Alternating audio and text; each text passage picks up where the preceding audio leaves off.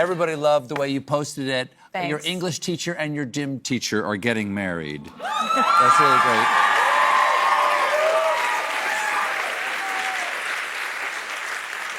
Plus, you got the new album. Plus, you got your master's back this year. Yes, I did.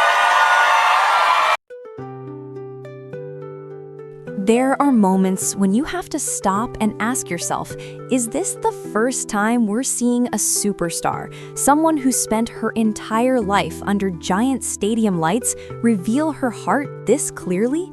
And that night, right there on the set of The Late Show with Stephen Colbert, Taylor Swift did something she rarely does. She called Travis Kelce the love of my life in front of millions of viewers. A simple sentence, yet powerful enough to make all of America pause. What is happening here, and why does it matter to us? Because in Taylor Swift's world, where every moment is magnified to the millimeter, where success always arrives hand in hand with pressure, and where almost no one truly understands the unique lens through which she experiences life, finding someone genuinely on the same wavelength is nearly impossible. And yet, that night, Taylor said she found it, not in music, not in the spotlight, but in a person. The atmosphere in that studio carried a warmth and honesty you don't always get on national television.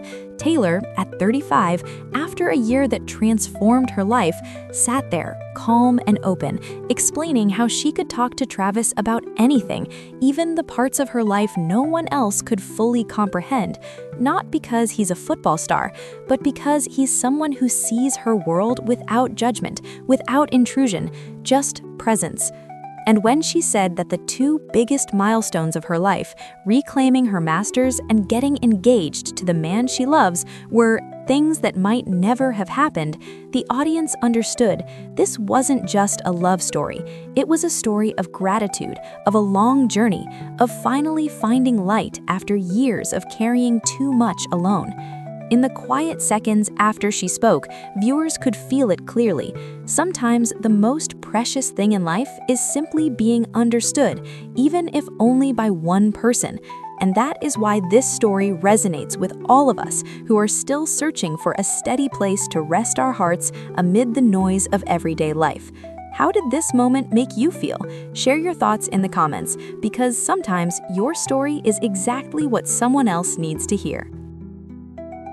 When you look at the entire story between Taylor Swift and Travis Kelce, you realize this is more than just a celebrity romance for the public to dissect. It feels like a quiet lesson about compatibility, about how two people from completely different worlds can somehow meet at a perfect intersection. And to understand why Taylor calls Travis the love of my life, we have to step back and look at the little pieces that brought them here. It all began in July 2023, when the Eras Tour came to Kansas City. One tiny detail later became legend. Travis Kelce wanted to give Taylor a friendship bracelet with his phone number.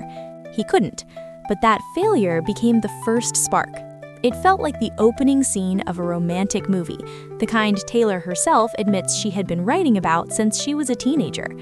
When Travis said on his podcast, "I threw the ball in her court," America laughed, while also thinking, that was a pretty good throw.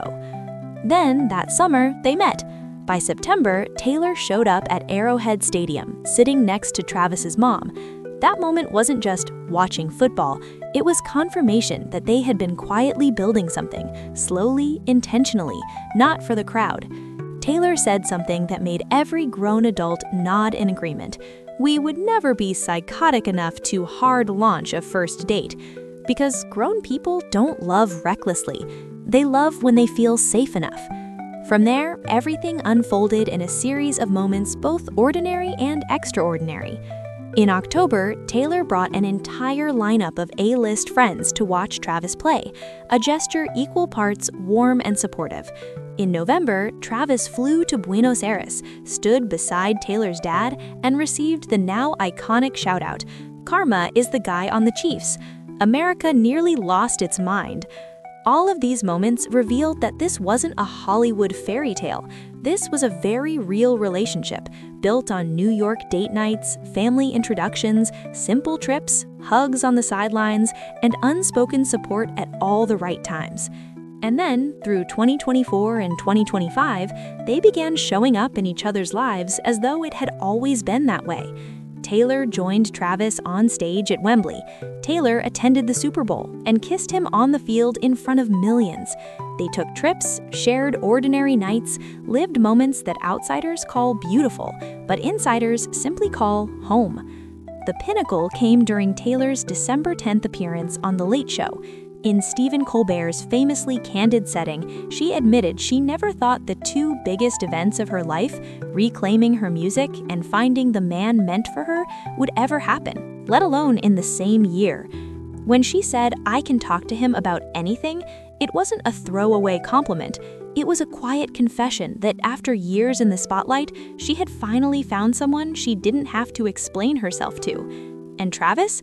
When Taylor appeared on the New Heights podcast, he smiled and said that while attending her Eras tour, he knew exactly what she wanted me to do.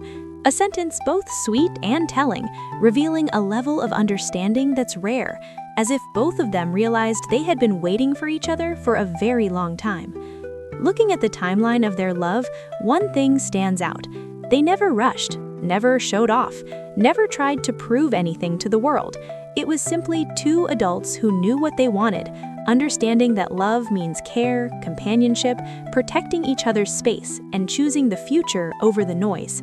That is why hearing Taylor call Travis the love of my life struck such a deep chord across America, because their story isn't just beautiful, it's real.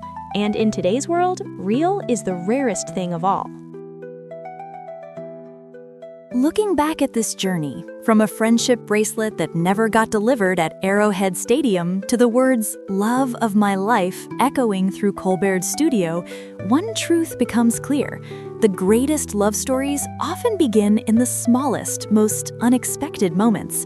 Travis Kelce was just a guy trying to give his number to a singer he admired. Taylor Swift was a 35-year-old woman who had begun to believe no one could ever truly understand her life under the spotlight. And somehow, those two straight lines bent toward each other, forming a path neither of them saw coming. What makes their stories special isn't their fame. It's that in a world full of loud, flashy Hollywood romances, they chose something much simpler: supporting each other, listening to each other, stepping quietly but intentionally into each other's lives. When Taylor said, "I never thought these things could happen to me," she wasn't speaking about music alone. She was speaking about love, the kind all of us, no matter who we are, must wait for, hurt for, hope for, and choose again and again. Maybe that's why their story feels so close to the hearts of so many Americans, because we all want someone we can talk to about everything, someone who makes life lighter and brighter, someone who makes us think, so this is the feeling I've been searching for all along. So let me leave you with a question.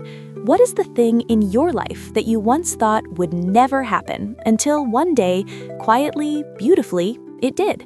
Share your story. It might be exactly what someone else needs today. And if you enjoy warm human stories like this, make sure to subscribe and join us for more. And don't forget to leave a comment with today's keyword, love of my life.